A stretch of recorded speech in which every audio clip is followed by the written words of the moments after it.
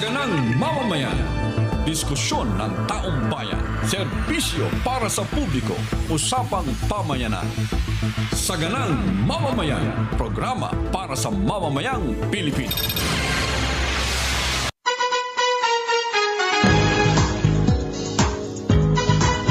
Ay, Miyerkules na po. Masayang Miyerkules sa inyong lahat. Masayang Miyerkules. Nelson? Kasi Miyerkules, Jen, maulan pa rin po ngayon. Biglang oo. po bubuhos ang malakas na ulan dito sa Quezon City sa mga oras na ito. Mga kababayan namin, lalong-lalo na yung nasa ibang dagat. Kumusta po kayo? Sana'y nasa mabuti po kalagayan kayong lahat, ha? Ayan. At welcome po sa Saganang Mamamayan. Parang dapit hapon na sa Metro Manila. Ano, Nelson? nga, Diba? madilim. Pero 4:38 p.m. pa lang eh. Oo. Ha? Ay, ganun ho talaga. Importante, ingat po kayo. At ang bilang ng mga namatay sa pinsala ng magkakasunod na bagyo, Nelson, ay patuloy pong tumataas ang bilang, ha? At dyan po sa may Baguio City, dyan po yata nakapagtala ng may pinakamataas na bilang, parang 10 mahigit.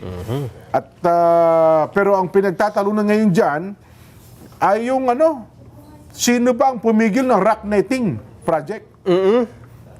Ayun, sa halip na unahin ng tulungan ng ating mga kababayan. Kaya ito namang si Mayor Benji Magalong, sabi niya, sige, wag na tayo magturuan, ako na, umaako. Inako ba niya? Inako na ba niya? Oh, yung responsibilidad. Ba? Importante niya ay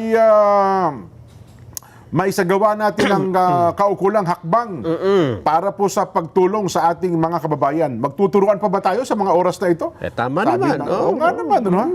Bilang isang mayor at dating general, marunong po umako ng responsibilidad si Mayor Benji Magalong. Ayan, maganda yan. Dahil sa ngayon po, mga kababayan, malaking bahagi pa rin po, ng ating bansa ang apektado pa rin ng mga pagbaha. Yan. Diyan lang po sa Kalumpit, Bulacan, yung ating pinuntahan nung isang taon. Ayan po ang kalagayan, August 12. Meron Ngayong umaga. oras pa pala.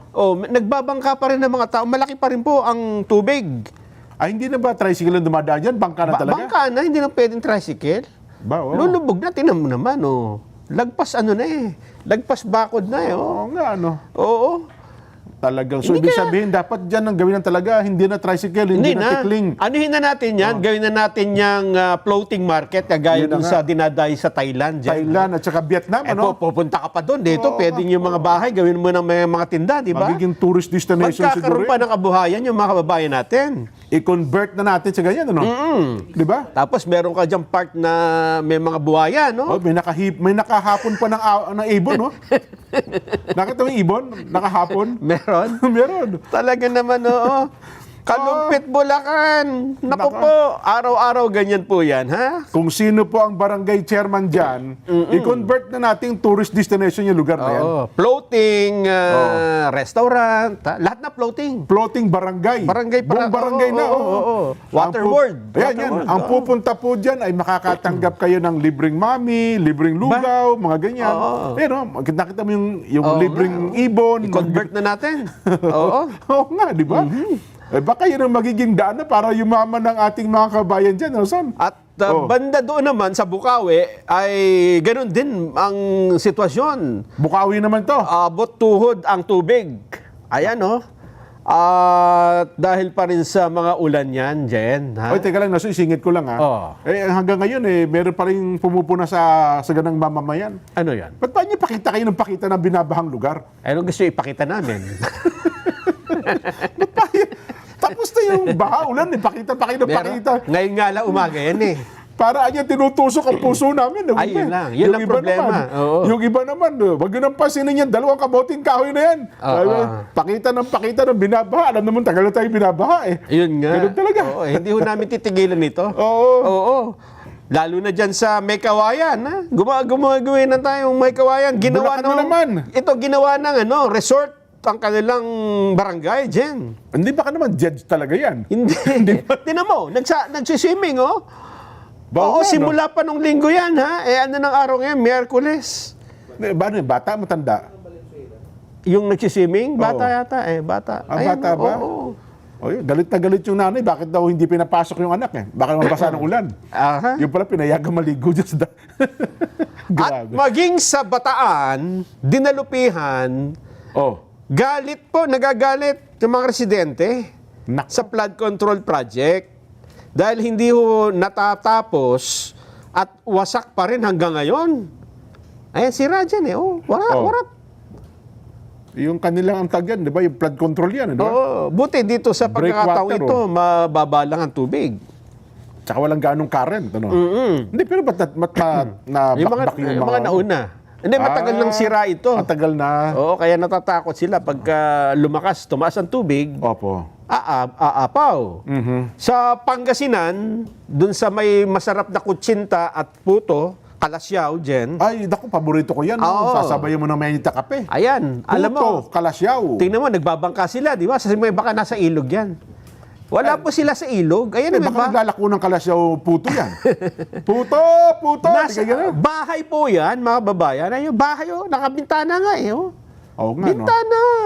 Pero, hindi ba siya namimigay ng puto kalasyaw? walang luto ngayon, no? Grabe. Nabahay. Oo nga, no? Pero at least naka life Ayan, vest. Naka-life vest. Oo, kalasyaw Pangasinan yan. Oo. Oo. Sa Laguna ay wala ng ulan. Wala ng ulan, pero hindi pa humuhupa ang baha. Diyan po sa Barangay de la Paz, Binyan, Laguna. Yan. Ay bagay, yung dilapas na yun, talagang lubugin yan, yung lugar na. Marapit sa ano to eh. Oo. Sa Pero playa. hindi naman kagaya doon sa Kalumpit na talagang Ayun, talagang tuloy-tuloy. Dito naman, abot. at least kahit paano, humuhupa naman yung lugar dyan. Oho. Kaya mukhang matagal nga dito, ha? Oo. Ito naman, Jen, ha? Dito tayo sa medyo malapit-lapit. Saan yan? Sa Maynila, Oh, Rojas Boulevard, Service Road, Pedro Hill. Kanina lang tanghali. Matapos umulan ng malakas, baha rin, mga kababayan. kasi puno na nga yung mga drainage system natin. No? So, kaya konting baha ngayon, yan, no? Maapaw. Pero mabilis naman daw humupa, sabi ni Yorme. Oo, mabilis. Mabilis yan. Oh, mga 3 linggo. Sa La Union, dyan, La Union. Nako! San Fernando City. Ayaw ng mga Ortega niyan. Nako, nangyari dyan ay nagkaroon daw ho ng nahulog ang isa sa 2 bahay. Paano nahulog? Ayan, nalaglag. Nakabitin ba sila Andito lagi? yan dati sa taas eh. Ah, ganun. Pero matibay, oh. Hindi nasira yung bahay. dito Buo yan. pa rin, oh. Ito yung ano niyan. No, ayan o. Ba't wala bang, walang pundasyon? Oh, Ba't tignan mo, parang dumausdos, batak-batak, ano? Oo. Grabe Nahulog naman. po sa Sitio Parparia, Oh. Purok 5, Barangay Nagyubuyuban, San Fernando City. Kahapon. Barangay Nagyubuyuhan. Oo, San nagbuyubuhan. Nagyubuyuhan. Ayan. Basta sa barangay San Fernando. Oh. Gumalaw daw kasi yung lupa at nagkabitak-bitak ang kalsada. Parang yung nag-report, Nelson, mga kabayan, zero visibility. Bising hindi masabi. Wala ko kami makita dito sa lugar. Hindi niya masabi zero visibility. O, tingnan mo, parang lumindol, oh. Dating kalsadang matino yan dyan, ha? Ako, kinain na binakbak ng ano. Ano nangyari dyan? Yan ba, nung ginawa, pinatong lang sa lupa? Oo nga, no, parang wala man lamang mga bakal sa ilalim. Substandard na kalsada yan. Tumabingi yung lupa, no? Walang pinagpapatungan, kundi lupa. Hindi po pwede. Ay, mababakbak nga talaga yan. Tingnan mo. Pati bahay, apektado eh. Nagtataka ako bakit pati bahay, no? Oho. Hindi, siguro yung bahay, sapagkat nakita semento, tinungtong na rin yung bahay doon sa sementadong lugar. No? Nako. Oho. At dahil, ang San Fernando City, isa sa pinaka maunlad na lungsod niya sa La Union. kaya lang ito medyo sa liblib eh, no? Sa looban na. eh, oo. Oho. Ayan, ano pa? At ngayon, kung kwekwentahin daw ho, 3.1 million individuals ang apektado nitong habagat na ito. Sa kabuuan ng bansa yun. Oo, at Bagyong Luis at Maymay. 3.1 million. Gaano kadaming kataong apektado, di ba? Oho. At sa DSWD, itong 3.1 million ay katumbas ng 909,133 families. Oho. Ito pala, pinakita yung Hermosa Bataan ba yan? Ito naman Ayan, ay wala sa pansin. Hermosa Bataan. Sa Bataan, mataas talaga. Pero nakita mo naman yung mga tao, nung nakakita ng video, nakatawa pa yun, no? Oo. Yun ang nakaaliwan nila eh. Giginto Bulacan. Mataas, Jen. Oo. Oho. Laking problema yan ng gobernador dyan at saka ng mga opisyalis ng bayan. Ano? Sa kabuuan, ang mga inilikas po ay 40,000 families.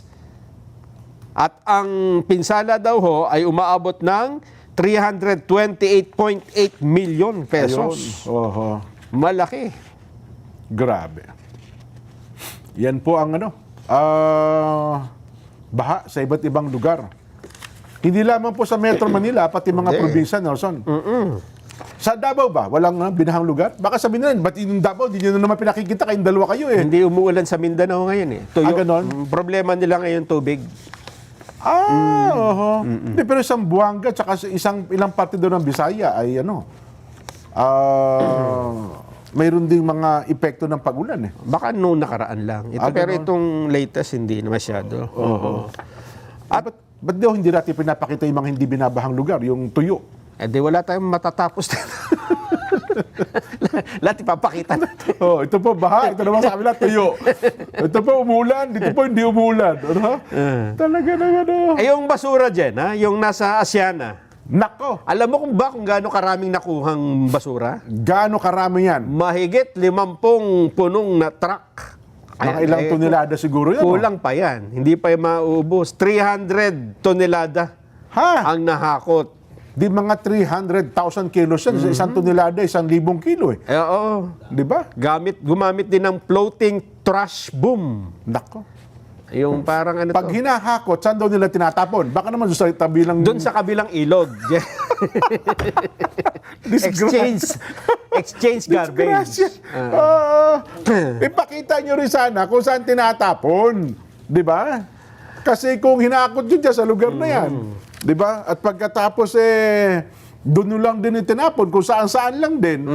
Ay kaya pala, sana ba yun? Nakita ko yung statement ni Secretary Vince Dizon ngayon eh. Oo, meron nga. Dinideklara na po niyang meron tayong Garbage crisis tayo.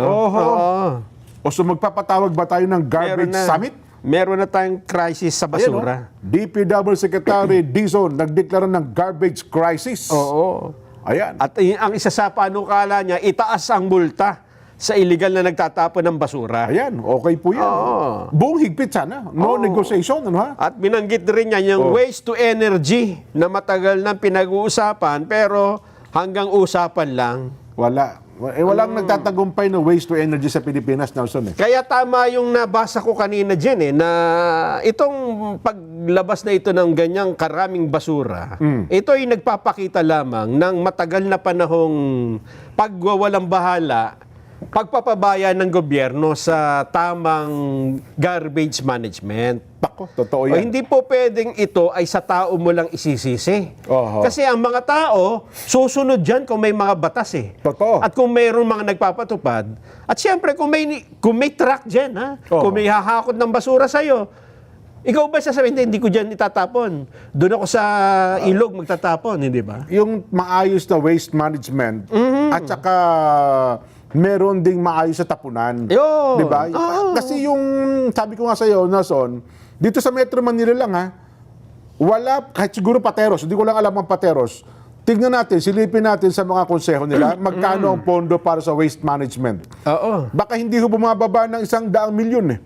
Sabi ko nga sa iyo, yung Pasay, lit na lungsod ng Pasay. Mga 10 years, mga 5 years ago, 400 million pesos. Malaki. Ang nakalaan. Sa Maynila, di natin alam. Dito lang sa Quezon City, gaano kalaki po ang pondo sa waste management ng Quezon City. Di ba? At saka itong garbage crisis din, yung basura, problema, hindi pwedeng lutasin to ng local by local. Ay, diba? hindi. Ibig sabihin, kada bayan, kanyang solusyon. Hindi po pwede. Sabi nga ni John Vic Remulla, whole of government approach. Halimbawa, yung kahabaan ng ilog na yan, dapat yung isang approach nyo dyan. Hindi pwedeng dito, bawal magtapon. Doon ay maluwag. Doon naman sa kabila, iba rin ang approach, di ba? Pero naimbisigahan daw yung sino ba nagsabi na ang basurang yan, hindi talaga dyan galing, kundi inanod lang. Naitanong, naimbestigahan daw din. Natanong ba yung mga basura? Oo, Sumagot. Sumagot. Hindi po kami taga rito. Inagos lang po kami sa lugar na ito. Oo. Oo. Kaya po, nakakabahala po ito. Kasi hindi nga po sineryoso yung mga batas. May batas na tayo eh. Kaya nga, Diba? kung kasi iba pa yung budget ng MMDA. Ang mga LGUs ng Metro Manila, daang milyon ng pondo. Bukod pa po sa budget ng MMDA, so waste management din. Kasi ang MMDA, dalawa ang main objective nito eh. Waste management saka traffic. So, yan talagang pangunahing trabaho ng MMDA. Oo. Kaya pagka nagkaganito, Jen, huwag mo lang ituturo ang mga tao. Anong ginawa ng gobyerno, di ba? Yes. O anong ginawa ng MMDA? Anong ginawa ng DNR? Ako, speaking of DNR, hanggang ngayon, Nelson, Oo. hindi pa po lumalabas si Secretary Mitch Kuna, nananawagan may sakit tayo. yata, may sakit. Oo. Anong sakit daw? Sinisipon. Ayun nga, huwag muna kayo lumabas, Secretary. Diyan lang kayo standby. Baka manghawa pa kayo eh. O meron tayong Ecological Solid Waste Management Act, Republic Act 9003. Mula po nang ipasa ang batas na ito, na maganda naman, Anong taon niya na ipasa? 2000, ano yan eh? matagal na. 2002 ata, 2000, basta mga ganon. Ay, hanggang ngayon, wala pang katauhan to eh. Kabisado yan ni Senadora Lauren Ligarda kasi siya ang yung 9003. Tapos sinundan niya ng wastewater, Clean Water Act. Dikit-dikit yan eh. Madami eh. Oo. Madami tayong batas, pero hindi Nako. nga po na ipapatupad. Oho. Ang huling nagagalit dito sa mga hindi pagpapatupad ng mga batas na yan, kung matatandaan nyo, ay ang Korte Suprema. Kaya nga inatasan ng mga LGU na linisin ang Manila Bay dyan. Part 2 eh. Mayroong Mandamos. Mandamos. Ang Supreme Court. Muntik na makulong. Pati yung Laguna Lake. Yes, so Oo, kasama po yan yung mga natapunan na yan. labing kung di ako nagkakamali, mga 20 ahensya sa ngayon ng pamahalaan, pati LGUs. Kasama yan sa pinapalinis at pinapaayos dahil may batas nga hindi naman natutupad. At buwan-buwan, dapat nagre-report ng mga, aywan ko lang kung meron pang updated ngayon na report ukol doon sa mandamos ng Supreme Court. At yan po, ang naging anak nun, nung utos na yon ay yung Dolomite Beach, di ba? Dolomite Beach. Oho. Na ngayon ay pinupuna. Oho. So, ang mas gusto nila yan, basura ang nakadisplay compare sa Dolomite. Ayun ang sabi, nakita ninyo yung mga picture na punong-puno, Oo. yung kanal, punong-puno ng basura. Hindi naman galing sa Parañaque, galing sa ibang lugar yon. Siya may sabi. Siya may sabi. Sino may sabi? Paki-zoom in mo. Pangulong Bongbong Marcos. Ay, si Pangulo mo may sabi niyan. Hindi ba ka naman finid lang sa kanya? Oho. Hindi, nakausap yata niya eh. Ayun. Kayo talaga, okay. Ay, nako. So, sapagkat meron tayong crisis, Nelson, diniklara na po ni Secretary Vince Dizon. Pero dapat na nagdideklara nito, DNR, no? Ano Kasi, gawin natin kung may crisis? Ano ba si Vince Dizon? DPWH ito eh. Oo nga, Department of Public Works and Highways. Medyo hindi masyadong Kung environment, eksakto sa kanya. No? oo.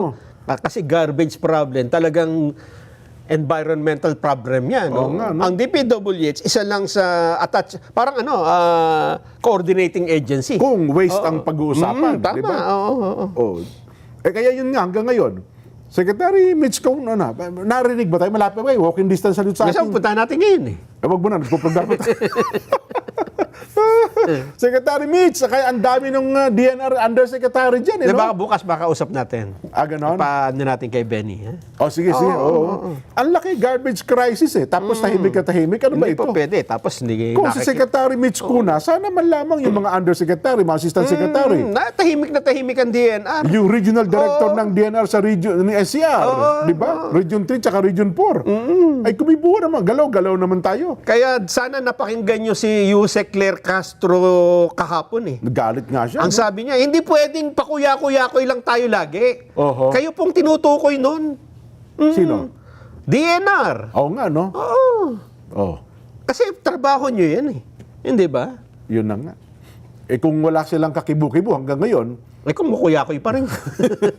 papito-pito. Hindi, siguro dapat, aywan ko lamang ha, kung Di, pero wala, sana may nabalita no? Parang wala na. Baka naman tayo lang hindi nakakakuha ng balita sa action nila. Hindi, 24 oras ako may monitoring ng news. Wala naman nakikita ang ganun? pangalan nun. May nagko-cover pa bang reporter dyan sa Ayun pa, DNR? wala na yata. Sinarado na yata yung media office doon. Dati yan, business bit ang nagko-cover ng DNR Tsaka Quezon yung, City. elliptical reporters. Ngayon ata parang nawala, Wala. Ayaw na yatang ganun. magpabalita. Well, ako sabi ko nga sa inyo, Nelson, mataas ang paghanga natin sana kay Secretary Mitch Cuna. Pero kung pakuya-kuya ko isa, sabi ni Auntie Claire, hindi magandang indikasyon yan. Baka magalit si Pangulong Bongbong. Mapalitan din yan. Maging puhalte di second yan. Ha? Oo nga, no? Hindi naman niya nabunggo ang Ulo. hindi naman nabunggo ang First Lady. Ay, nako. Pero ganun pa man, wag tayo masiphayo gaano, Nelson, ha? Mamaya, magpapakita po kami sa inyo. Positive na balita. Positive na balita Ayan, naman tayo. Yung ikakasaya ng mga kababayan natin. Nung mga lumilingap sa mga kababayan nating importante yan. naapektuhan po ng kalamidad. Bigyan daan lamang po natin itong paalaala. Lalo na po yung mga maglalakbay sa pamamagitan ng mga sakyang pandagat. May paalaala po ang PPA para sa inyo. Panoorin po natin ito. The Philippine Ports Authority, or PPA, is the nation's premier maritime agency, steering the course of progress through the archipelago's vital ports and harbors. PPA is among the strongest economic performers in Southeast Asia, according to Drury Maritime Research. This translates into bigger figures for the economy, creating a ripple effect in all sectors. PPA's mission is to provide modern, sustainable, and resilient port infrastructure and facilities to provide responsive, reliable, and efficient port services, and to promote a regulatory framework that is transparent, fair, and relevant to the needs of all stakeholders. To keep pace with the global trends and improve operational efficiency. The PPA has implemented various technological upgrades. Mas maganda lang pong bumiyahe ngayon sa ating mga pantalan dahil nakita naman po natin mas madali na, mas convenient para sa lahat. Lahat po ito ay bahagi ng ating pagsasaayos ng ating mga pantalan para na rin po sa matagal ng hinahangad o nire-request ng mga pasahero natin na gawing mas maganda at mas kaaya-aya po yung mga pantalan natin, lalong-lalo na po yung mga terminal para po sa lahat. Legasiya po nating lahat ito na tayo ay makakaalala so many years from now na tayo po ay naging bahagi ng pagpapaunlad po dito sa pantalan. The Philippine Ports Authority stands resolute. Its mandate, vision, mission, and transformative projects, setting the course for a maritime future that resonates on a global scale. Philippine Ports Authority, linking the Philippine Islands to the world.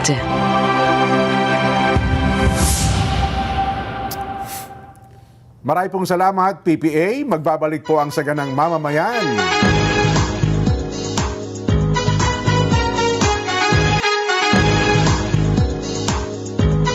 Mga kapatid, mga kabarangay, mga kasambahay, mga ka-SGM, panaloklak na. Heto na po ang panalo tip para masulit ang budget natin sa bahay. Doon na tayo sa Always Panalo. Yan po, pure gold. Ako pare ko, napakababa ng presyo. Very convenient sa dami ng stores nationwide at laging kumpleto. At may Pure Gold mobile app din po. Kaya doon sa mga ayaw pa pong lumabas, ay pwedeng mag-order at magpa-deliver via Pure Gold Mobile. Download nyo na ang Pure Gold mobile app. Kapag cancer ang kalaban, bawat araw ay isang laban. Pero sa gitna ng takot at pangamba, may isang bagay na hindi dapat mawala. Hope, pag-asa. Tuklasin natin ang bagong treatment options na nagbibigay ng panibagong pag-asa sa buhay, hatid ng Guangzhou Modern Cancer Hospital. Panoorin po natin ito. Guangzhou Modern Cancer Hospital, accredited by JCI, 18 cutting-edge minimally invasive technologies for precise treatment and faster recovery.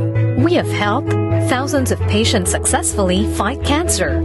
For inquiries, call the following contact numbers: 8633 0962-838-9559, 0995-518-4836, or visit www.asiancancer.com and Modern Cancer Hospital, Guangzhou, Philippines Facebook page, or email gcmch.ph@gmail.com. Salamat po. Ayan, tuloy na tayo ngayon, Nelson. May babatiin ka muna. Sige, dito. Si Kariki Haka ng Palawan ay nakasubaybay pala sa atin. Kariki, marami pong salamat sa inyo. At maulang hapon daw dito sa Quezon City. Diyan po ba sa Palawan? Kamusta? Ayan. Sana ay okay po kayo dyan sa bahagi ng Palawan. Ito kayo ng umaga pa ito pagbati, Nelson eh. Happy 18th birthday po sa aking pamangkin na si Uno Bio Agramon. Aba, Taga TSB po ito ng New Era, Dasmariñas City. Mula po kay Tito Butsoy Agramon. Ayun. Happy birthday sa'yo, Uno Bio Agramon. Ang ganda na pangalan, Uno.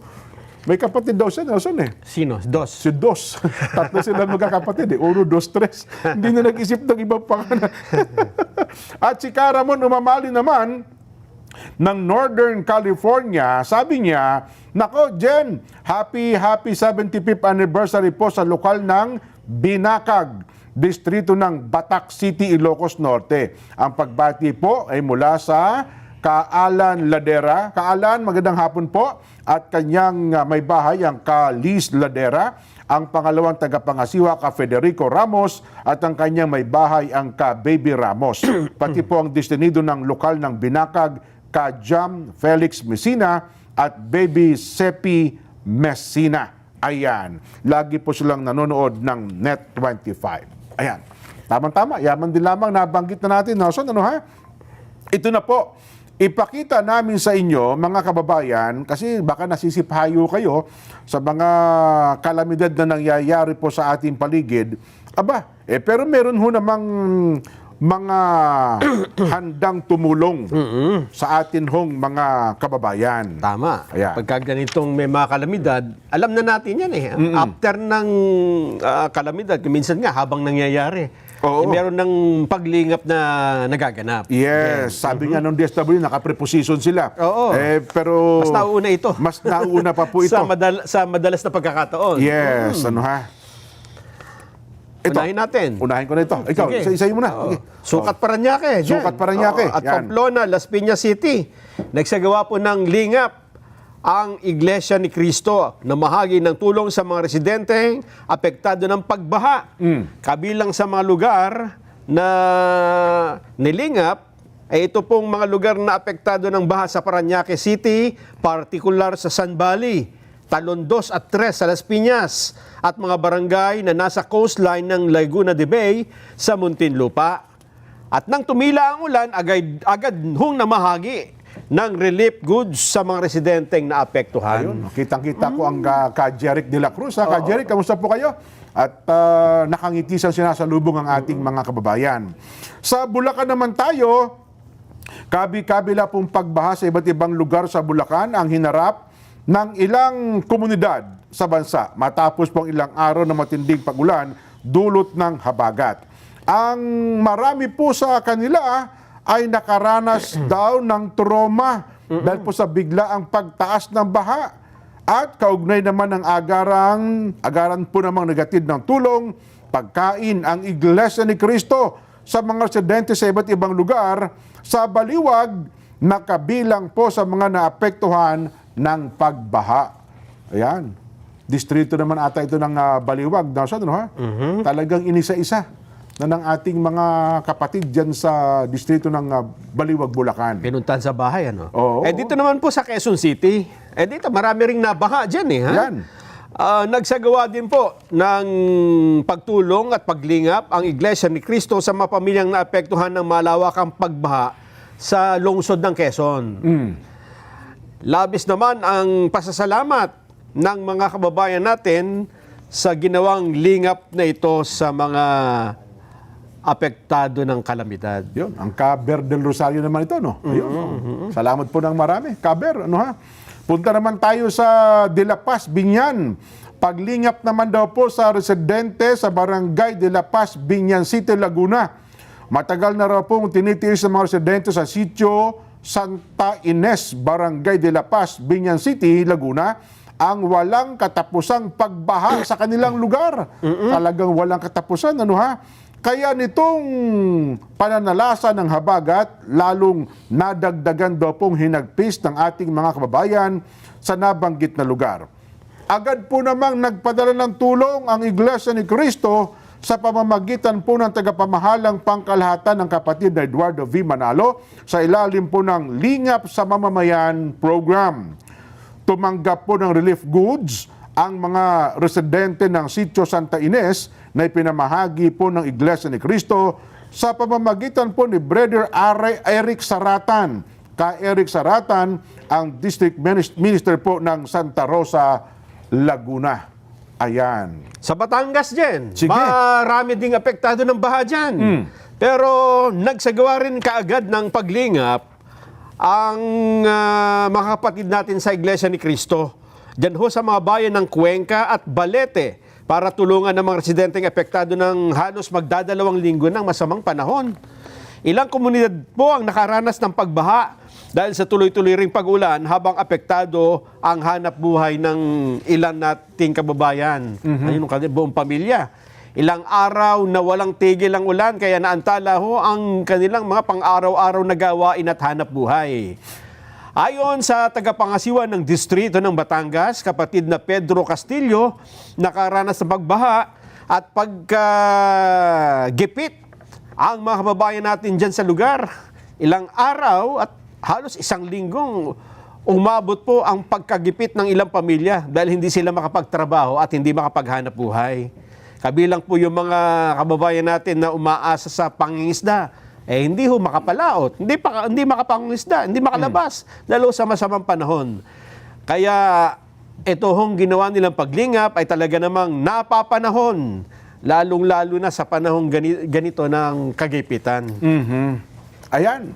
Ito pa po, hindi lamang dito sa Pilipinas, Nelson ha, at mga kababayan. Meron din. Nagbibigay po ng lingap ang Iglesia ni Cristo, kundi sa iba pang panig ng mundo na naapektuhan din po ng kalamidad tulad na lamang sa Micronesia. Micronesia na naapektuhan po ng Super Typhoon Bobby. Binigyan po ng lingap ang mga naapektuhan noong August 8, 2026 sa atas po ng tagapamahalang pangkalahatan ng Iglesia ni Cristo. Ang nasabing aktibidad ay pinangunahan po ng mga ministro ng Iglesia ni Cristo na sina Brother Ruben D. Cepillo Jr. Ayun, kaya pala nandun sa video ang ka-Ruben Cepillo Jr. Ano ha? Brother Ronald Canlas, Brother Mark Crelencia, at Brother Christopher Valdez. Yan. Ilan lamang yan, Nelson ha? Hindi pa po natin malahat. Pero alam ko ay halos lahat, ano ha? Nung mga lugar na kung saan po nagkaroon ng mga kalamidad ay nagpaabot po ng tulong sa pamamagitan ng lingap sa mamamayan. Yes. Yan. So, Iba pa po yung yung sa actual na pag-rescue sa pamamagitan naman ng mga kaanib ng SCAN International, Nelson ha. Kasi yung SCAN ay train po sila sa mga ganitong mga pagkakataon. Lalo na po kung ang isang lokal, isang distrito ay may panganib. Kasi di ba meron tayong hazard map, Sa pamamagitan po ng hazard map, natutukoy kung ano panganib sa isang lugar. Tama. At doon po naman sinasanay itong mga kaanib po sa SCAN International. ayan. Yan. Saving lives is our priority. Yes. Yung kanilang motto, Yan, slogan. Congratulations sa inyo at mabuhay kayo sa lahat ng mga miyembro ng SCAN. Lalo na po yung mga hanggang ngayon ay wala pang tulong. So, na tumulong sa ating mga kababayan. Sila man mismo, apektado din ng kalamidad. Tama. Pero inuna pa rin Pamilya po din yung ganun pagtulong din. yan sa ating mga kababayan. Aha. Anong next natin? Magbi-break tayo? Ay, pagbabalik natin, Jen, meron tayong inimbitahan. Ba? Oo. Kasi dito ho sa programa, lahat ng mga nagsasalita dito, nakukulong eh. Kaya, ihanda nyo yung tape recorder ninyo para sa susunod na ebidensya ng makakasuhan. Delikado, parang gusto na umatras, ah. Uwi na yata, uwi na. Hindi, masaya po ito, masaya. Oo. At hindi na masaya, malaman. Yan, Yun ang importante. Yan. Magbabalik pa po ang Saganang Mamamayan.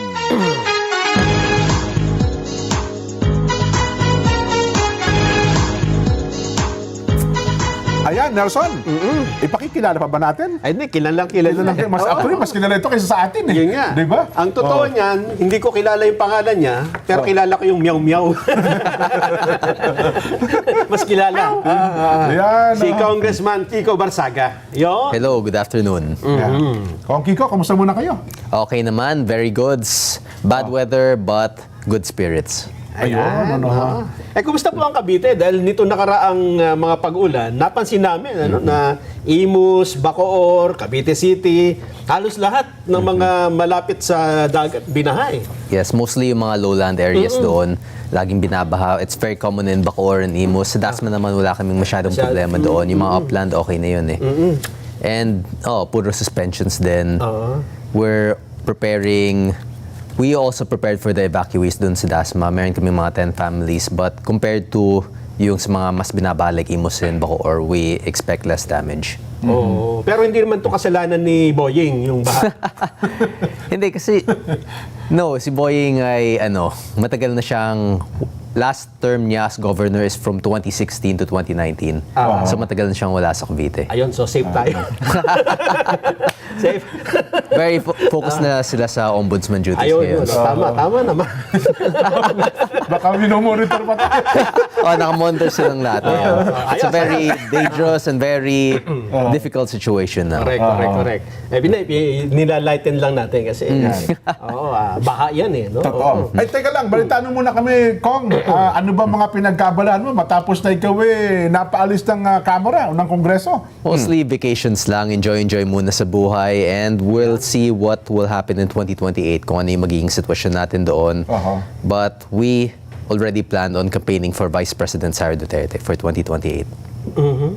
So doon na yun ang pinagkakabalaan nyo ngayon? Kung paano manalo si Vice President and also yung magiging Senate slate. Pero ang problema, Kong Kiko, ay may ongoing impeachment eh. So, kung ang mangyari ay matanggal na matanggal yung minority senators, baka 3 na lang matira magbobotohan. Ma-impeach si BP. Well, Hindi nyo ba nakikita yung senaryo na gano'n? I don't believe that will happen kasi kahit naman makulong sila, for example, yung kay Senator Estrada, they're still incumbent senators. And as per the presiding officer, dapat ng presiding si Senator Win Gatchalian since he is the Senate President. But since Senator Escudero is the one who stated na ang kailangan doon is still 16 vote threshold. So we're still expecting na even the final date, as long as the imprisoned senators are not removed, that's still the expected threshold for voting. Ang problema po dyan, yung parang pagka tinakot, nakakasuhan. Pag hindi sila mag-yes vote, papakulong sila. Yes, that's also a big issue. At kung sakali mangyari yon, then we have to also prepare other plans in case. Pero ngayon, ang nakita ko, estimated mga 11 or 12 votes lang pa lang sila sa yes. At saka, ang isa rin namang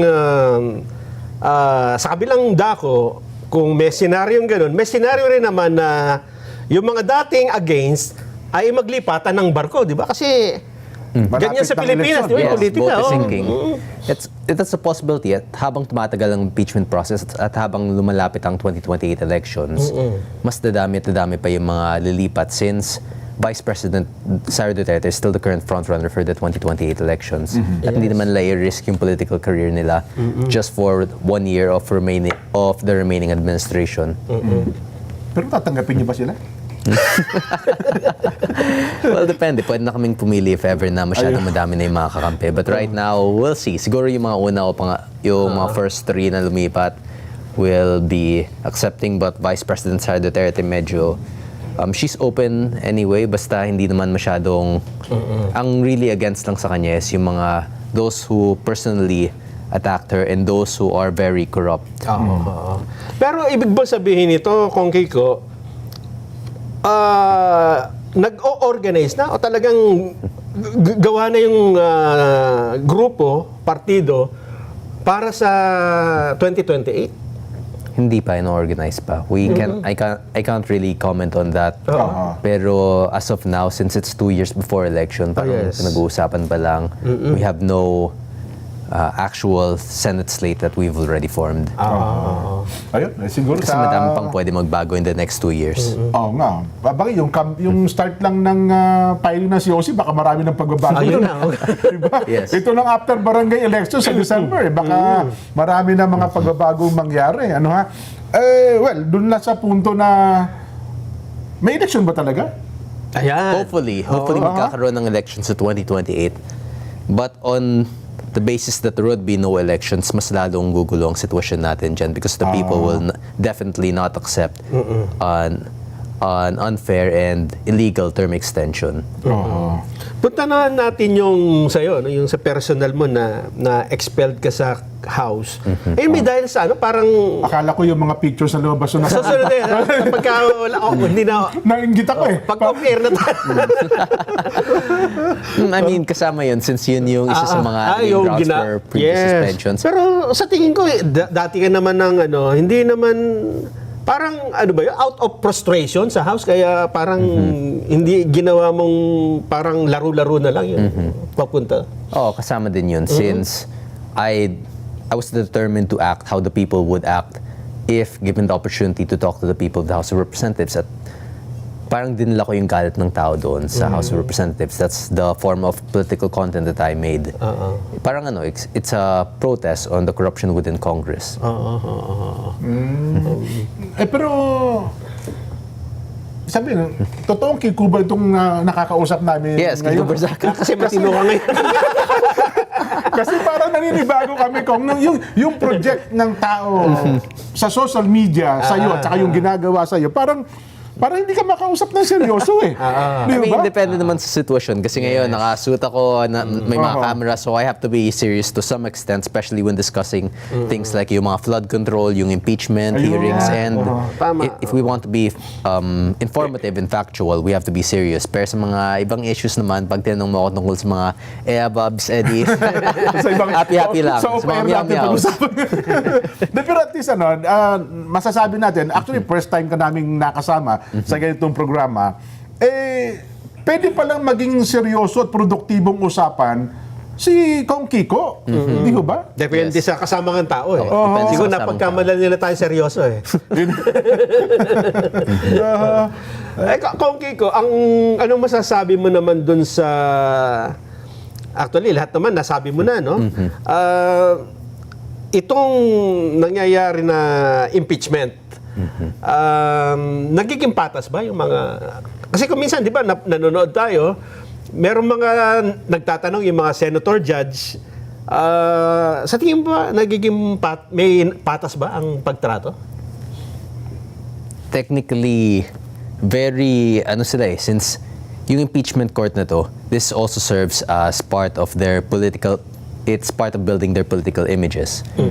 Kaya parang naging publicity din ito para sa kanila. Pwede nila itong magamit sa 2028. Even during the time of my father, late Congressman P.D. Berzaga, during the Corona impeachment, naging nationwide famous siya dahil doon because he was serving as the prosecutor against Corona. And during that time, nakita ng mga tao na parang well, this time center judges sila, but this can also serve as free publicity for the future 2028 campaign, especially yung mga re-electionists dyan, like Senator Ejercito, sila, sino pa ba? Gatchalian. Re-election, hindi ko na alam, sobrang dami ng senators. So ibig mo sabihin, ni Win. dahil sa mataas ang... Kasi tininan ko yung bagong survey, no? Ang taas nung survey ni BP Sara, yung satisfaction rating. Tumaas na naman eh. May mga senador dyan na, sabi mo nga, re-electionist, Yes. parang bibigyan niya na ngayon ng magandang, kung hindi man pabor, ay at least ay patas na pagtrato ang kasong ito dahil nanonood ang mga botante. Madami sa kanila ay bumabagsak na sa trust rating since the institution as a whole is damaged. Noong panahon ni former Senate President Alan Peter Cayetano nagkaroon ng investigation ulit into the flood control under Senator Marcoleta, yung sa Blue Ribbon Committee. Pero ngayon, nung nag-switch Senate presidencies ulit sila, nakita ng mga tao na nawala na yung focus sa flood control at nabalik sa impeachment. And that's why they need to make this as dramatic, or not necessarily dramatic, as relevant as possible. Kasi kailangan nila ng distraction from the flood control. Now, nakita na natin yung epekto ng flood control. Nagpilit sila ng DPWH Secretary, nagpilit sila ng House Speaker. And we can still see the same results. Yes. Pero ang problema, nag-impeachment nga, distraction, bumuhos naman ng ulan. Yes. So, balik na naman sa flood Yes, control. I mean, expected talaga yun because of this season. So ngayon, hindi na nila alam kung anong gagawin nila. The people do not want to focus on the impeachment. They want to focus on their immediate concerns, and that is the flood control issue. Especially ngayon, may dagat na tayo ng basura, bagong national attraction natin. So, Totoo. At saka napapansin ngayon sa social media, hindi ganun ka-appealing ang impeachment mukhang tinatalo sila ngayon ng Korean telenovela. Di ba? Maraming tao hindi nanonood ng impeachment kasi yung impeachment, matagal na issue na yan. February 2025 pa, wala na masyadong nagbago. Yung complaints, the articles of impeachment from 2025 is the same as 2026. It's still confidential. The two main topics are confidential funds at yung naging grave threats. Yun yung final na nung 2025, yun yung nawala, and then nag-file it sila nung 2026. So parang old news na siya, hindi na siya yung masyadong pinag-uusapan kasi lahat na pag-usapan na. At saka narinig din sa hearing ng House, sa Kongreso. At saka pag nanood ka, may dragging walang spectacular na At saka ibang inihintay nila na yung parang Senador Marcoleta na pag nagtanong yung inaabangan ng tao, wala yung ganun Parang yung hearing ng ABS-CBN na nandun yung tatay mo, di ba? Sabihin yung tao talagang 9:10 Sabihin, siya mo nakatutok, baka sa 10, ganun kataas yung awareness ng tao, Kong. Yes. Di ba? At mas marami ng problems ang bansa ngayon kaysa noon. We are facing severe economic problems, and yung fuel crisis din na ngayon tumataas, bumababa. It's a very inconsistent situation in the Middle East. Kaya mas marami ang taong bayan ay mas maraming tinututukan na iniisip na mas importante kaysa sa impeachment, and that's actually true. There are things more important than the impeachment court. Ang ginagastos nila doon is already more than the confidential funds which Vice President Sara Duterte is being accused of, and it will cost more and more as the impeachment court goes on. At dagdag pa yun, Kong Kiko, yung hinahabol nila doon na confidential fund, 125, di ba? Million. Sabi mo na 612, yung kabuuan, 612 million, Kasabay nun, meron namang pinag-uusapan na trillion na flood control. 1.3 trillion. So, hindi ma-compare, Hindi, kumbaga sa tao, hindi nila ma-imagine na, teka muna, ba't yan ang priority? Parang hindi ma-gets nung mga kababayan. At lalo ngayon, sa hearing ng Sandigan Bayan, kinonfirm ni DPW Secretary Manny Bunuan na bawat isang senador mayroong 500 million hanggang 1 billion each. Di ba? So, natatabunan talaga yung impeachment. Oo. Nako. Yun ang problema ang kinakaharap natin ngayon. Ano ba ito? Parang napakaswerte ni BP Sara. Dahil nung pinag-usapan nila ito, wala pa lahat, di ba? Wala pang flood control, hindi pa nabubulgar ang ibang mga anomalya. Pero nung siya ang ginigisa, may lumabas na mas malalaki pala, Oo. I mean, either way, feeling ko lalabas din ito because the flood control issues now and the economic issues now, hindi naman bigla lang mangyayari ito. It's through mismanagement over the course of a few years. Yes.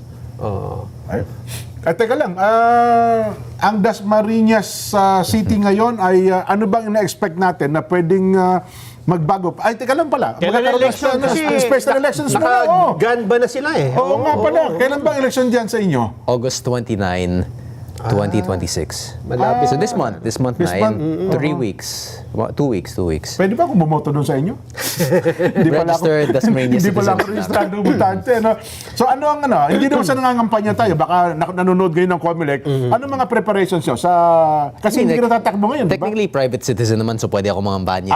Okay. Ho. But, ganun lang, we've been joining Mayor Jenny Berzaga on her caucuses, yung sa mga motorcades. Pero ngayon, wala masyado since na-postpone due to the bad weather. Pero mahigpitan ba ang laban? Yung papalitan yung pwesto mo, di ba? Oo. Pero hindi naman, mostly yung mga lagi lang tumatakbo. Actually, dalawa sa mga kalaban ko last year lang, Sila tumakbo rin? ulit. okay. Same name, same faces. Ayun. kaya Pero pala. ang mother mo ay incumbent mayor ngayon, ano? Tapos siya ang tatakbong papalit sa'yo. Yes. Paano nangyari yun? Incumbent siya, pwede siyang tumakbo. Incumbent and then, mayor ng yes. Dasma, okay? And then, if she wins, she has to vacate her position, leaving the vice mayor, and by manner of succession yung siya. succession So yung ng vice mayor LGU. magiging mayor, yung councilor magiging vice mayor.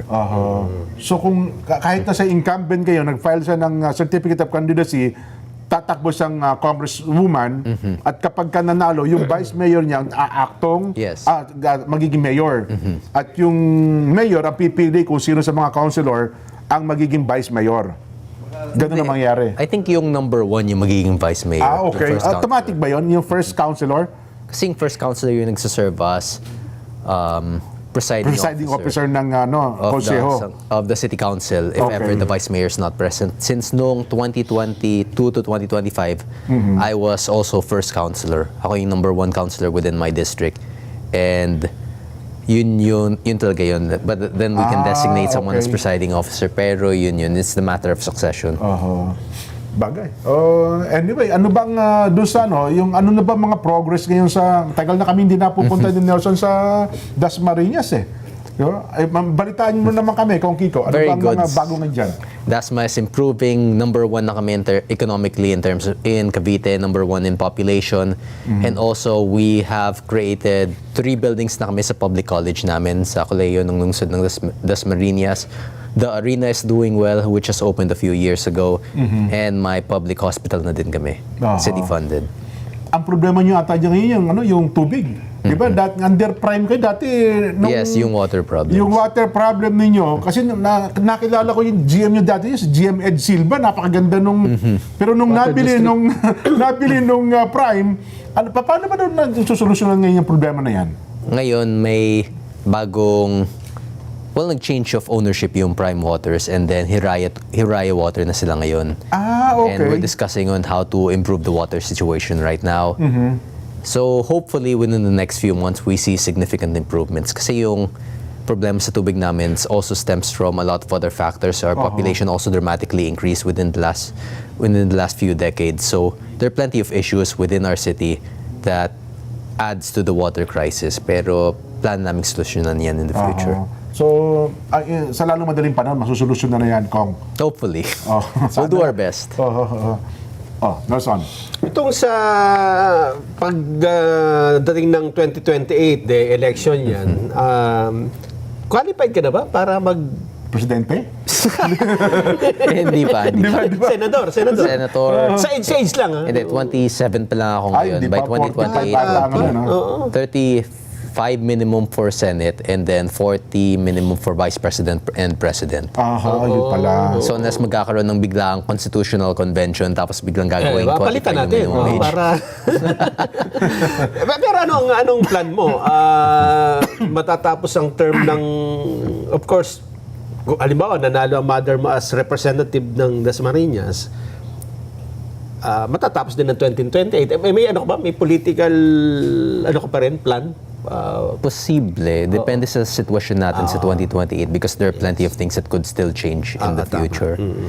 But hopefully, we'll see if there are any vacancies kung may mga pwede akong mag-party list or for Congress again, maybe for a different local position or posibleng magkaroon ako ng ibang career path depending on that because I'm still young and there's still other opportunities outside of politics for me. Yan. Baka maging broadcaster ka rin, malay mo, di ba? Posible. Magandang view, magandang... Welcome to the Meow Meow broadcast. Oo nga, no? Pero wala pa naman nagbabawal ng tumakbo kang congressman, di ba, ulit? Yes, walang perpetual disqualification Ayun, na kasama doon. Since walang kasamang kaso yun yung special sa naging expulsion case. Oo. Since there's no case tied to that. So, yung naging sedition cases ko na junk naman yun. And then yung cyber libel case ko, hindi yun yung kasama sa naging grounds for expulsion doon because it is filed by a different counselor. Hindi siya kasama, a different congressman. So, it's probably the first case na walang kasamang crime. Hindi katulad ng previous expulsion cases like for example yung kay Tebes na na-expel siya Tama, may due kaso to the multiple murder, 8 dead yun. And then nung pumunta siya ng ibang bansa. So yes, there's no perpetual disqualification from office. There's actually no grounds for disqualification of office. So parang tinanggal na ako ng Kongreso but I can return anytime. Even for this election, pwede akong tumakbo ulit. Oo nga pala, no? Pwede ako tumakbo kasi wala nang pera, mahirap na ako. Pero nagsisisi ka ba, Kong Meow, doon sa mga ginawa mo, kaya nagdesisyon ang Kamara sa'yo? Siguro, if I were to do it again, then mas awayin ko pa yung mga magnanakaw na congressman. Ganon. Yes, I did what is right and that's what's important. Yun yung pinaka-importante. I can sleep at night with a clear conscience unlike most of the congressmen that I know. Oo. Ganun talaga dyan, no? Kapag medyo sumalungat ka sa ilog, pagtutulong-tulungan ka, Kong, no? Medyo mabigat ang labanan, lalo yung mga first-timer na kagaya mo. Di ba? Pero kayo ba yung nag-uusap-usap ng mga katulad ni Kong Lian, di ba? Tapos yung isa pang Si Kong Paulo. Kong Paulo. Tapos si Kong Mendoza, yung sa party list, ano? Yes. Nakabuo ba kayo ng grupo talaga noong nandun kayo, magkakasama pa? Well, hindi naman siya grupo in the terms of parang partido or anything. It was more of parang mga friend groups lang. Parang sa mga school, may mga friend groups na ito magkakaibigan sila. Tapos like that, we form groups within Congress, not on a specific policy issue or on the mutual grounds for being against impeachment. Pero because nagka-vibes lang kami. Ang tatandaan mo, Jen, nung mga bata pa sina Kong Ace Barbers, di ba? Spice Boys. Ay, Spice- May Spice Boys, may ganyan, ano? Yan. Ay ngayon, ano na sila? Wala nang spice. Wala nang asim. Wala nang asim ngayon. Oo. Nako. Maletagang na. Yun ang mabigat, ano? Nawala ko na. So ano pang mga future plans mo, Kong Kiko? Vacations, enjoy muna, then we'll see what will happen. Plano ko din mag-vlogs. Actually, isa na ring source of income ko yun, yung vlogging. Tama. And it's actually going really well for me. Yes, oo. Tama-tama, mag-collab tayong tatlo, no? Pwede. Meow Meow Vlogs. Mag-collab, Meow Vlogs, pwede siguro, no? Paano ba nagsimula yung meow meow na paggamit mo? Mahilig ako sa pusa. And so, sinasabi ko, meow meow. Lagi ako nag-meow meow sa mga cats ko. And then lagi din ako nag-meow meow pag, like for example, nanonood ako mga cat videos. So, nag-meow meow vlogs na ako. Yun yung naging trademark ko. Yun yung sinasama ko tuwing may mga posts ako regarding mga class suspensions or city announcements. Nag-umpisa siya as a joke and then sinama ko siya sa mga serious posts. And ngayon, lahat ng mga posts ko may cats na. Tapos naging identity mo na. Yes. Ano? Tsaka bachelor ka, di ba? 27? Tama? 27. Nako, Single and ready to make ay, yan ang problema, no? Pagka ganyan, siyempre, una, matalino, gwapo, tsaka... Thank you. Siyempre, paano tayo umiiwas? O hindi ka umiiwas? Hindi naman. Enjoy lang habang bata pa. Actually, hindi ko naman kailangan umiiwas eh. Ang mas may problema ngayon ay yung mga congressman na may asawa na Yun ang problema. nang bababae pa. Yun. At dahil dyan, itatanong ko sa'yo, buti hindi ka Maga tayo nadawit. magpaalam. Maga tayo Magpapaalam na ba tayo? Sige. Buti hindi ka nadawit doon sa, yung tanim, ano ba yan dyan? Alin? Yung tanim Tanim pokpok, sabi niya. Kasi tinuro si Lian eh. Pero kay Lian, hindi ako naniwala eh. Mas maniniwala ako kung ikaw ang itinuro. Oo. Sabi ni Imposible na ako yun kasi Dr. Matibag, wala akong pera eh. Hirap lang ako. So, yung ano sa tingin mo? Regarding doon, yung kay Recto, I'm not sure since recent news lang din yun and hindi ko pa nakakausap sila Lian tungkol doon. Actually, ang alam ko nasa medical leave si Senator Lauren Legarda at kasama niya si Lian.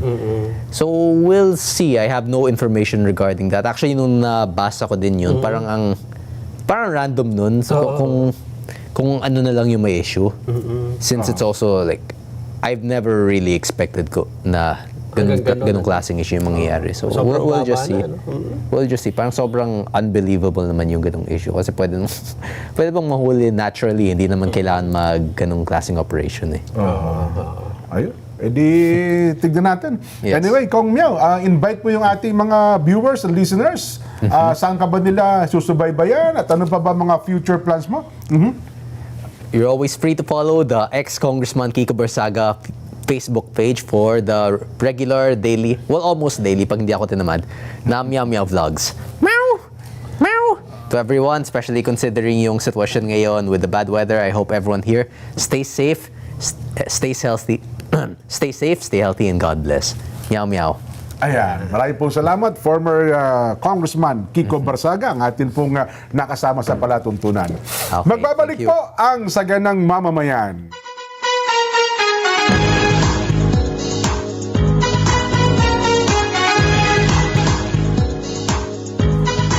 100% all natural and organic with 80 powerful ingredients, different fruits, herbs, and vegetables that is diversified together to create a dynamic liquid supplement that helps your body get the nutrition it needs to remain healthy.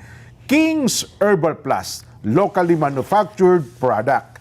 Meron pong kompletong nutrisyon, kapartner sa araw-araw na sigla at proteksyon. King's Herbal Plus, balik lakas, balik sigla, araw-araw. Ayun, salamat po, Karay Herrera, na lagi po nakasubaybay sa ating palatuntunan. At si Ma'am Sam Garcia. Yan. Pabati naman daw po ng 97th anniversary sa lokal ng Mapalad, Nelson. Aba, At lokal ng Mapalad, distrito ng Bulacan. Happy viewing po sa lahat ng mga kapatid sa lokal at nanatili po nakatutok sa Saganang Mamamayan araw-araw. Binabati po ang aming tagapangasiwa, ang Augusto Galapon at pangalawang tagapangasiwa, kapatid na Arnel Basilio. Mula po sa mga kapatid na si Lester Parlade. Kuya Lester, kamusta ka na ha? At sa lahat po ng mga taga riyan sa Mapalad, Bulacan. Ayan. Ang mga taga Purok Uno daw po, lokal naman ng F. Manalo sa pangunguna po ng kanilang Caron Simeon at Jess Bobon, katiwala po ng Purok, ay nakasubaybay din po sa ating palatuntunan. Ayan. Alam ko kahapon yata, meron din silang lingap sa mamamayan. No? Bukas siguro, magpapakita pa rin tayo, Nelson, ano, ha? Yes. Ng mga isinagawang lingap sa mamamayan sa iba't ibang distrito po ng Iglesia ni Cristo. Yan. Happy birthday daw po muna kay kapatid na Dan Gala, ang tagapangasiwa ng Bislig, Surigao. Ay, Kadan, kamusta po kayo? Ano, ha? At si ka Richel Sanchez, dyan sa Bislig. Ganun Taga ba? Dao. Ayan. Yun. Belated happy birthday, 60th birthday daw po kay Ruby Bautista. Ang buting may bahay ng ka Romy Bautista ng lokal ng Oakland from ka Jojo and Vilma Luna. Happy birthday din kay Ma'am Clarissa Deladja. At happy birthday kay, birthday pa ni ngayon? Ka-Aser Bulanadi Aba, ng Santa Ignacia Tarlac. Kamusta na Kuya Aser? Ano, ha? Ilan taon ba si Kuya Aser ngayon? No? Ay, batang-bata pa. Bata pa lang ako eh. Aser Bulanadi. Aser Bulanadi na yan, ha? Oo. Happy birthday din kay Angelica Tupal ng Buting Pasig. Ayan. Nung nagbibit ako, dyan ako unang sinama kay Kuya Aser eh. Oo. Kay Kuya Aser Bulanadi. Oo. Diyan mo mahalata na, nagkamali ka na, hindi pa halatang mali. Yan ang unang tinuro sa akin nun eh. Pag nag-report ka niya, hindi mo maiwasan, nagkakamali ka eh, di ba? Oo nga. Pero hindi mahalatang mali ka. Yun. Ito mga technique, ayun. Yun, oo. Yan. Pag sinabing, Oh. patay, patay. Buhay pala. Tumayo eh. Hindi naman ganun ka-extreme. Iba naman yata. Ay, nako. Hindi, ibang reporter Iba yun. naman, iba naman. Oo. Ay, nako. Ito, update tayo. Pang ilang araw na ba ng ano ngayon? Impeachment? 14. 14. Oo. Ayan. 14 Sige yata po. kahapon. Ewan ko kung 15 na ngayon. Ha? 14. Huwag na natin bilangin. Basta tuloy-tuloy po impeachment. naman. Ano? Oo. Ito po, basa ko tayo ng ilang mga update ukol sa impeachment na yan. Pero ano? mas ano ako dito, Jen eh. Saan? Mas interesado ko dito sa sinabi ni Secretary Bonoan eh. Sige, hindi yan muna. Yan Kasi muna. yung impeachment, Oo. wala, yung ano lang eh, hindi masyadong, hindi yung nangyari kanina. Oho. Pinagtalunan lang kung yan ay confidential o hindi. O yun na nga. Yan eh, Sige, update pasok. na lang natin. Mahalaga yan. Importante Ito yan. kasing Oo. pagharap ho ni Secretary Manuel Bonoan, Nako. di ba testigo siya sa kaso ni Bong Revilla? Tama. At saka dapat to gawin siyang state witness eh. Mukhang Ay, hindi pumayag eh. Pero Oo. sa kanyang mga testimonya, aba, nako, itinuro niya na po yung mga senador na. Ha? Alam mo kung itinuro niya? Unang-una, si Senate President Vic Subiri, former noong panahon Siya niya. ang Senate President that time eh. Oo. Oo. Ang kausap niya daw ho para sa 24 billion pesos Wow! na itinabing funds ng DPWH para sa leadership fund ng mga senador. 24, di para pumapatak yung 1 billion per senator, no? Tigit-tigit 1 billion. Oho. Ginawa raw nila ito dahil nakita nila noong 2023 kung paano nabawasan ng DPWH budget pagkatapos ng budget deliberation. Okay. So parang ang ibig sabihin nito, bago pa deliberation, naka-reserva na yung 24 billion. Dapat ganun, hindi ano? ito mababawasan. Parang ang dating allotment na yan, no? Oo. Ang kausap raw nila tungkol dito ay yun nga si Senador Migs na siyang Senate President doon. May discretion daw si Subiri sa alokasyon ng budget pero ang minimum kada senador ay 500 million. At kung chairman ka ng committee, minimum mo 1 billion. Lahat daw ng senador nag-avail ng pondong ito. Wow! Pero ito naman, Jen, sa unang, sige, sasabihin nyo, ay, corruption kagad. Oho. Hindi, allocation to ng budget. Actually, walang masama dyan. O sa proyekto. Talaga naman. Oo. Nangyayari talaga yan. Oo. 1 billion, halimbawa, ikaw ang magpo-propose ko anong budget ang gagawin. Oho, Parang oho. gano'n, ano. Pero, siyempre, sa ngayon, pagka nakarinig ng may ganito,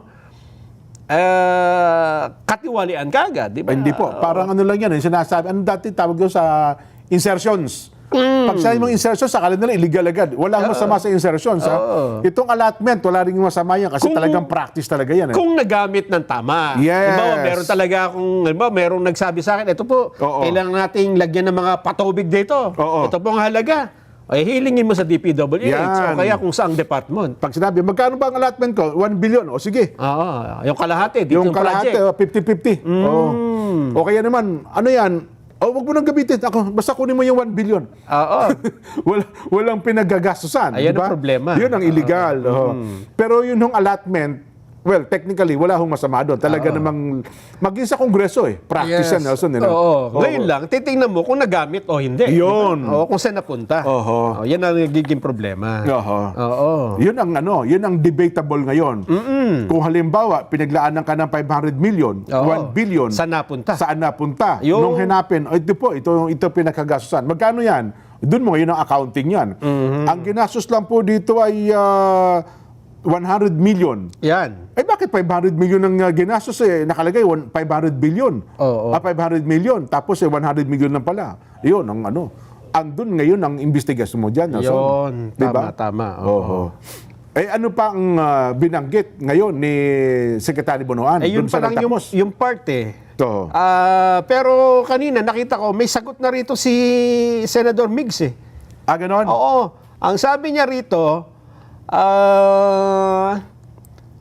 I personally denied handling of requesting list of senators infrastructure project. So, tinatanggi niya? Itinatanggi niya na Oo. siya daw ang na may mga ganitong bagay. Oo. Oo. Well, matatanggi nyo lang yan. Pero, kung yan ang allotment Ano ha?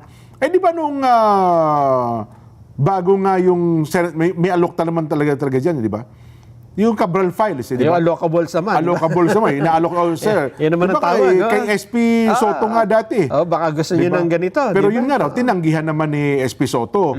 Pero yan talaga, again, Sa matagal ng sa matagal na kalakaran. practice talaga yan dyan. Ano, ha? oo. Lalo kung ikaw ay maglalambing ng budget. Halimbawa, ngayon, budget season ngayon, nason. Talagang yan, may kanya-kanyang allotment para maipasan na lahat ang iyong hinihinging pondo sa Senado. Maging sa Kamara de Representante, nason. Yes. Oh. Ang iba nga dyan, para ka nasa palaisdaan. Yung bulungan. Gano'n. Di ba? Ganito. May, yan. Magkano tawad dyan? Boss, ano lang to? Hindi, taasan mong konti. Hindi boss, hinihingin, tumatawad nga. Hindi pwede yan. Para sabi naman ni Migs, Oo. hindi ako kailanman humingi, nag-request ng mga ganyan. At ganun. anumang hindi ko hinawakan kung anumang listahan ng mga project niya na request ng mga senador. Aha. Nung ako ay Senate President. Ayan, no? Sabi niya, for the record, as Senate President, I never requested, held, or handled any list of project request from senators.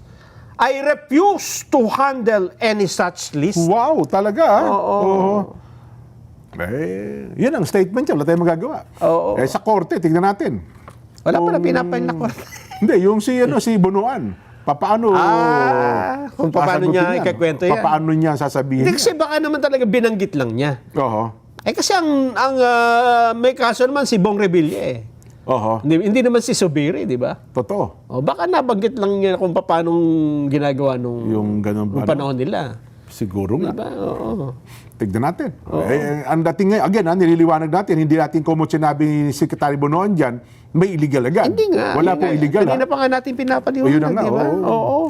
Pero kung bahala sila, kung may illegal o wala. Ay, sabi pa niya dito, wala pong dumaan na proposed budget amendment sa ating tanggapan. Alam ng mga senador yan. Lahat ng request ay coursed through the Senate Committee on Finance. Ayun. Yan ang sabi niya. Sabi doon isang senador, tanong natin, kasi ang majority leader that time, si Joel Villanueva, nason? Siya rin ba? O, nung time na yun. Hinog na nga. Hindi naman siguro. Ay, nako. Kasi di ba kanina, after ng impeachment, Oo. session na ng Senado. Ay, Yes. dito nagsalita si... habang nagpaprograma tayo, siya, Nagsige, speech, privilege speech yata ito. Para sagutin yung lumabas ng mga balita na yan. Ayan. Di sige po, ganun talaga. Abangan pa natin ang mga susunod na pangyayari. Ito, habol ko lang ilang istorya tungkol sa, baka sabihin nila, binabaliwala na natin yung impeachment, ha.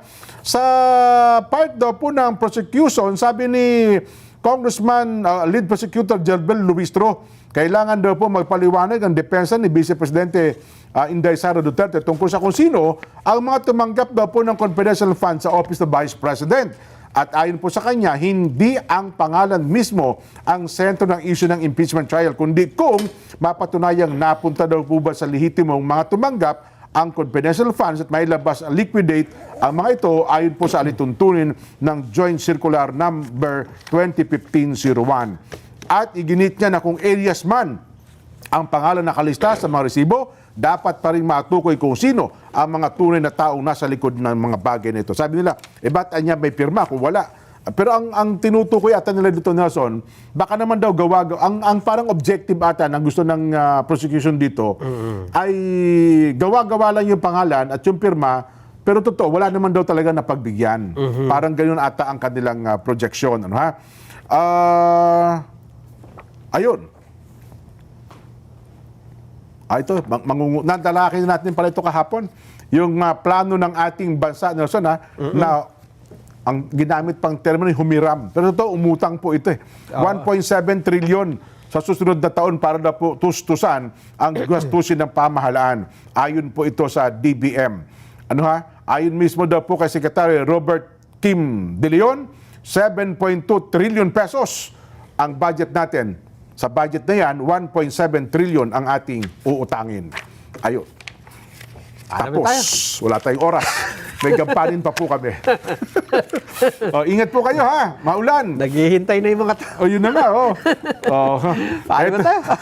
Ito na po ang ating palatuntunang Saganang Mamamayan. Programang paborito ng bayan sa umaga, alas 5. Balitang kumpleto, totoo, 100%. Bye!